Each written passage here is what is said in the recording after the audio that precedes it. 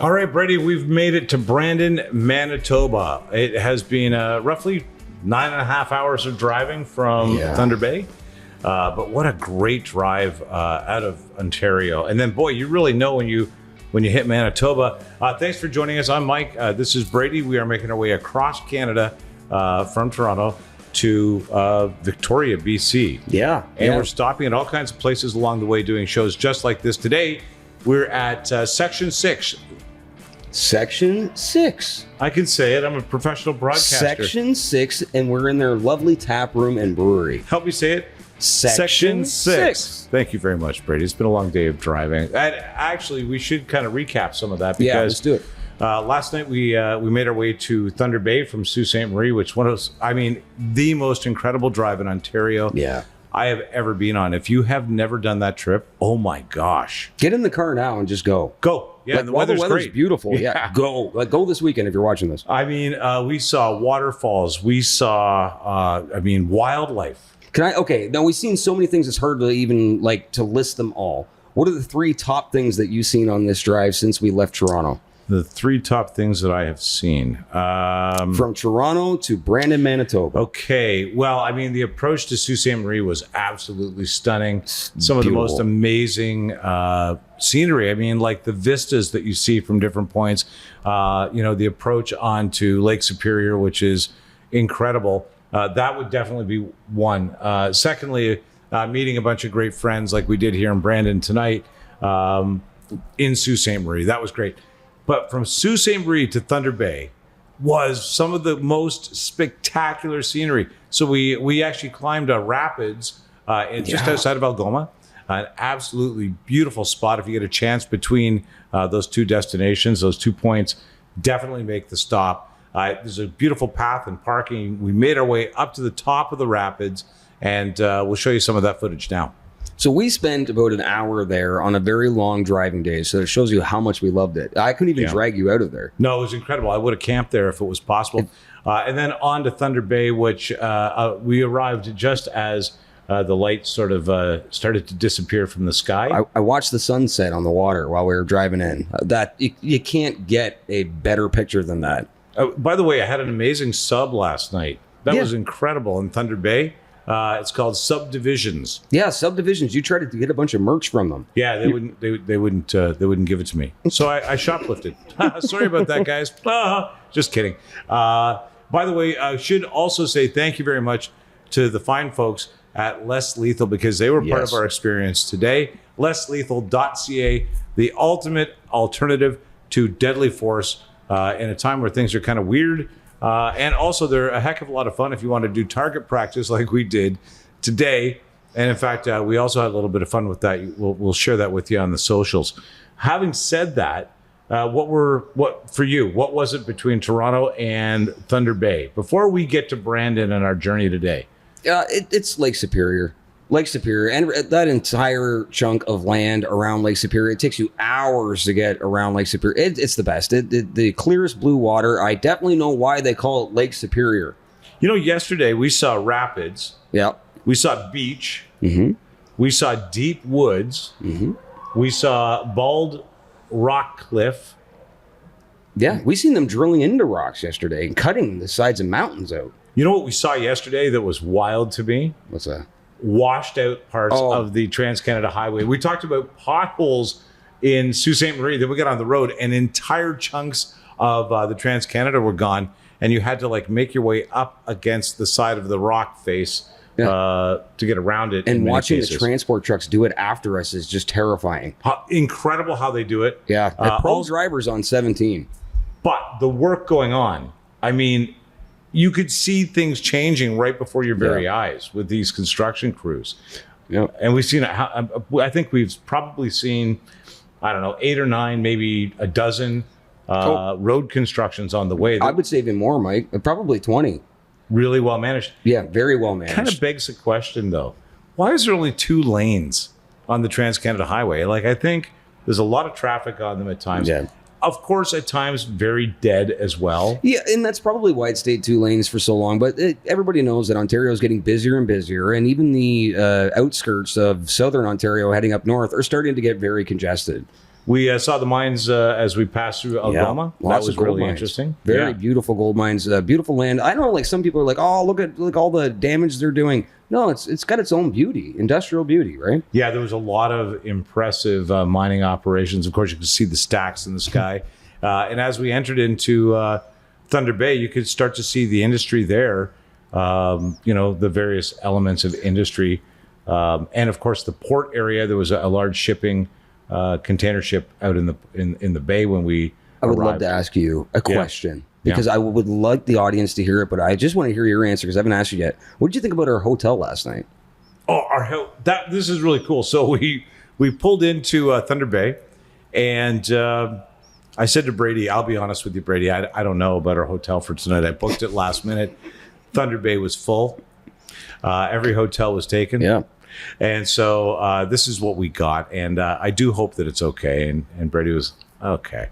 And then we arrived, and it was really cool. It's one of the most beautiful buildings, and it's probably the most beautiful building in Thunder Bay. I wasn't driving around Thunder Bay looking for the most beautiful building, but I'm pretty sure I stayed in it last night. Stuck out, yeah. Yeah, it's the old courthouse of Thunder Bay turned into I felt like a diplomat staying there. It's not like ultra rich luxury, but it's pretty close. Yeah, it's very fancy, very and affordable, very affordable. Yeah, we're not balling, right? No, I wouldn't say we are. No, we're not what? We're not balling. We're certainly not balling. That's what the kids say nowadays. The kids are saying that, are they? So, on that note, it was a really, really big surprise for us to show up, and then we had a good dinner in town, and we even checked out the casino. Yeah, actually, I completely forgot about that. Yeah, we were in the casino for about 14 seconds. But it was really interesting to see what had been built there in the way of a casino in town. Yeah. So anyway, from there, Bradie, down. Today's journey, and we'll talk a little bit about where we're headed after this. On the way to Brandon, what was your impression? You had been on this journey before, but I've been here. The transition of what we left in Ontario and what we arrived to as we entered Manitoba. So the transition from going around Lake Superior, leaving Thunder Bay, seeing all the rocky mountain terrain, your cell phone doesn't work. At one point yesterday, I did a calculation of how many hours my cell phone wasn't working. And it was a blessing, but unfortunately, we've got a lot of work to do while we're still on the road. And I had about probably a 5 to 6 hour gap combined without any reception. So you get reception for about 30 seconds to a minute, and it's gone again. So going from that mountainous terrain and that beautiful scenery, no cell phone footage or no cell phone data, going all the way into Manitoba, where it's like a dotted line in the map, you can definitely see exactly where the transition happens. The highway changes to a pinkish color. It goes from gray to pink. Yeah. And then you see nothing but flat. Yeah. That's true. The beginning of Manitoba, right at White Shells. A straight road. I feel like I just drove a straight road from Ontario to Brandon, Manitoba. Yeah, and I felt like The Exorcist because I was looking for the Manitoba sign, "Welcome to Manitoba," and I couldn't find it anywhere. All I seen was "Welcome to White Shells." Bradie, you've made two really good damn points. Pardon my French. What? One of them is that we need to look into what's going on with cell coverage and data coverage along the highway. It doesn't seem all that safe. It's dangerous. And now navigation, of course, is really tied to what happens. I think that we really need to take a look at what's going on there. I think it would also make a difference to safety and a number of factors, especially during the winter. The second thing is, if you pointed out that that transition that we made as we came into the infamous dotted line, as I call it, had no sign up. We should. I think Manitoba, you need to put a nice sign between. I mean, do you not want us to know that we're in Manitoba or what? You know when you're officially in Manitoba, and I know you know this. When? Is when the highway splits in half and you think you're driving on the other side of the road and you're not. What? Okay, third good point from Bradie. What are you doing? We've had a lot of hours of driving, and now suddenly Bradie says to me, "I think you're on the wrong side of the road." And I went, "No, I think it's split. The highway's over there now." I looked down at my phone because I finally got reception for the first time ever. And I'm like, "Oh my goodness, this is amazing. Mike, I think you're on the other side of the road." Now I'm in panic thinking, you know what? I was thinking about how Green Acres, remember that show? Green took place on a farm. Acres is the YouTube copyright. Yeah. Oh, well, please don't, if you don't mind. Well, too late for this episode. But that was, in my mind, that was. I really do think that it was a terrifying moment. It was definitely a Green Acres moment. It was, and it lasted about 30 seconds because we kept looking at each other like, yeah, I don't know. Now you've convinced me that I'm on the wrong side of the road. So we just edged over. We had to look down a side road. You're like, okay, look down that side road as we drive by real quick because we're doing 100, right? Yeah, you know the turnabout for the police and emergency. And I look over and, oh yeah, there's the other side of the highway. We're good. Whew. Okay, so then we continued to speed on at 25 over the speed limit. Yeah. That's not true as well. So on the drive from Thunder Bay to Brandon, once we got into Manitoba, you seen one of the coolest things ever, running through a field. What was it? That was incredible. What I thought at first was a bird at a distance, but it made its way to the highway so quickly that I quickly realized, no, that's a canine. Yeah. And it's not at first, I think we both thought. I look like a coyote. Well, we're from Ontario. When you see that going on. Coyote. Now, mind you, coyotes don't move at that speed. I've never seen a coyote move at that speed. I know they're sleek and they move quick, but nothing like this. This thing was touring. Like, this scene, in my mind, happens in slow motion to the music from Chariots of Fire. As it makes its approach to us, you realize, look at the size of the head on that thing. Look at the tail. And the tail's what got me. The overall size of the animal, and quickly we realized, oh, that was actually a wolf. So yeah, and we just make we basically see it eye level, and by the time that we pass it and I look back, it's already crossing the highway. That's the speed it was moving at. It made it across all the lanes of the highway in like 4 gallops across. It was quite incredible. Yeah, it's a very magical creature. The birds that we have seen along the way, and of course the other cranes, thing that we've seen a crane just hanging out. We saw a crane. Wow, just sitting there at the side of the road. Absolutely stunning. I've seen rare pigeons in Thunder Bay. Like really rare pigeons, like orange calico pigeons. Like nice little like feathered feet. You mentioned that this morning. Yeah. They're my father used to love pigeons and all like these rare, like fancy kind of pigeons. And they just live at that courthouse hotel on the roof. Why do I see your dad giving you a pigeon for your birthday? And you're like, I wanted Super Nintendo. No, my dad didn't give me anything on my birthday. No. Okay. For good reason. You probably didn't deserve it. I'm pretty sure you earned that. Nah, he hooked me up. Thanks, old man. But the other thing that amazed us, I think, is the automation and the industry that is agriculture here in Manitoba. Yeah. And certainly as you make your way from past Winnipeg into Brandon, it is really stunning what goes into it, and the size of these properties. 2 little kids with their our Tonka trucks in the sandbox watching all this amazing machinery. We're like, what the heck is that thing? What's that thing? Oh my goodness, look at the sprinklers. Oh, they're spraying the fields. Like, just happy. Yeah. Just two dumb guys happy looking at farm equipment. Yeah, that's pretty silly of us. You know, the other thing we did for a little bit of fun today, speaking of farms, is we connected with one of the fans of the show. Thank you so much. And made our way into the wilderness on their property to play with the less lethal Berna. And that was a lot of fun. So thank you very much to Donnie for having us on. So we made a couple of stops along the way to experience farm life. And tomorrow we'll dive deeper into that. Oh, yeah. We're going into the land of the prairies. We are headed to Regina, Saskatchewan tomorrow. Indeed, we are. The Lobby Kitchen and Bar. Hey, looking very forward to hanging out with those folks. They've been very kind to us in setting this up, much like Section 6 here in Brandon. And, of course, we've made some good friends along the way. That's the other thing that I want to point out. So if we've hung out, thank you so much for being part of this experience for us. But yeah, we head off to Regina tomorrow into the real prairie life, the deep, deep prairie life, which I think will be fun.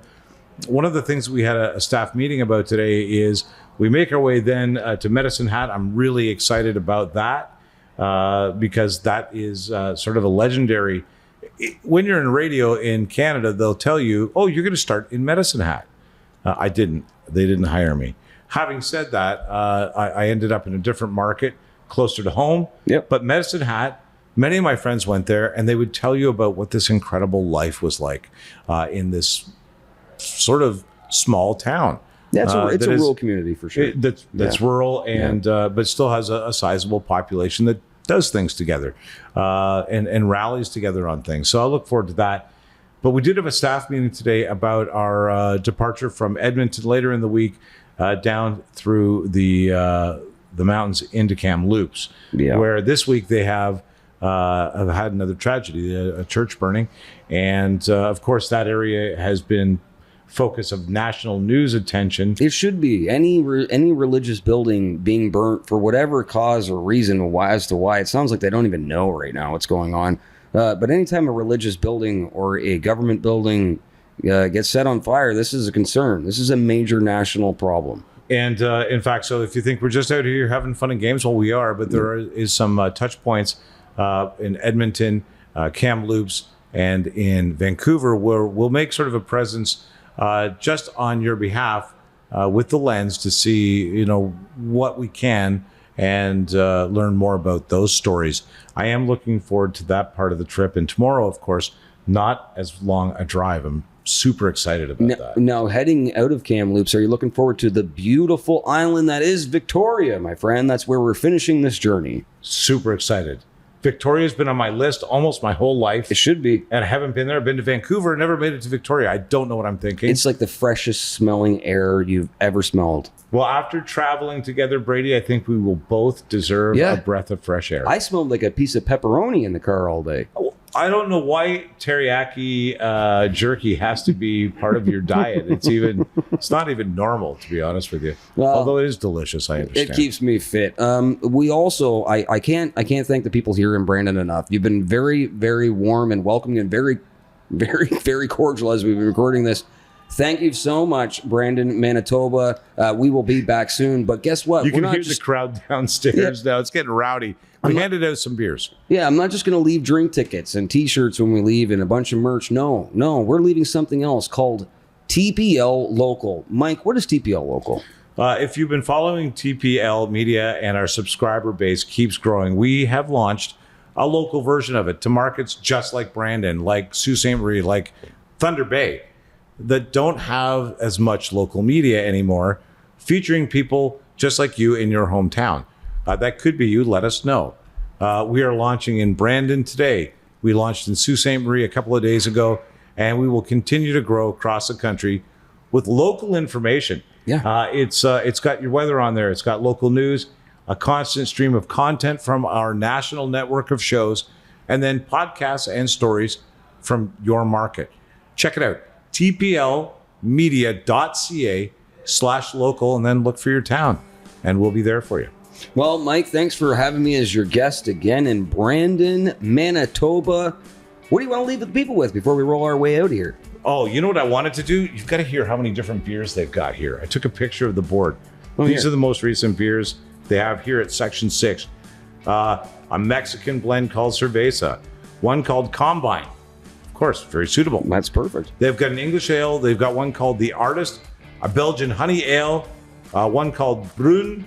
They have an IPA and a less fruity cider. That's just what they have on tap right now. It's nuts. It's a beautiful location with great craft beers, and we hope that you'll visit. And I hope that we'll see you when we go to Regina. Oh, yeah. And Medicine Hat, and Edmonton, and Kamloops, and Victoria.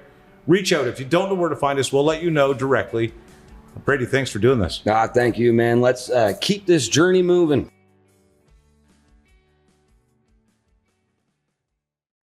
Looking for reliable and convenient personal safety products? Less Lethal has you covered. As Canada's only authorized Byrna distributor, we provide a range of products for recreation, protection, and security. Explore our Byrna launcher lineup, including the LE, SD, TCR, and Mission 4, designed for different levels of performance and protection needs. We also offer the Banshee personal safety alarm, designed to protect children, women, and vulnerable individuals. Because your safety is our top priority. Shop now at lesslethal.ca.